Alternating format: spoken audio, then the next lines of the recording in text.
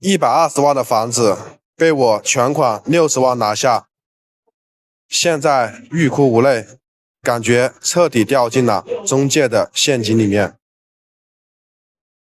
大家都知道，现在房价如冲的时代没到来，但是呢，房子的价格确实是跌了不少。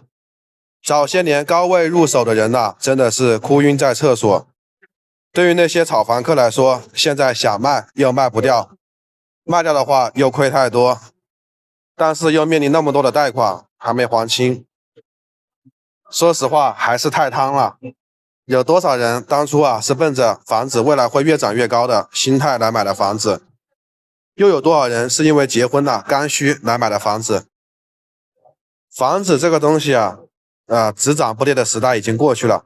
现在我觉得房子的价格呢，应该是平稳的，像这样子缓慢的去发展的，涨也不会涨太高，跌也不会跌太多。这个的今天呢，给大家分享的事呢，是我一个在广州的一个表哥发生的事情。他呢在那边买了一套新房，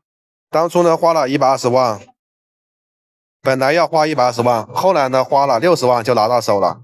大家都知道现在呢确实是很方便，他是有辆代步车，所以在广州那边买了房。过年的时候回老家过年，老家有个自建房，所以在外地打工这么多年了，也想买一套房子。广州为什么能够120万买套房子呢？主要那套房子它是周边的很偏的一个小镇里面买的，因为在那边经常做生意嘛，做糕点生意，比如说那种包子、面条早点之类的，反正做的比较多嘛，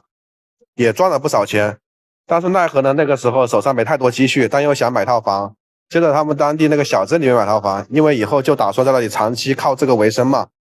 可是没想到呢，他们去中介问了套房子，那套房子刚好是一套新房，那个房子属于自建房，就是小的开发商开的。然后去问了之后，有一套120万的房子，然后在总共楼层的话只有9层，那种房子大家都知道，里面呢是没有电梯的，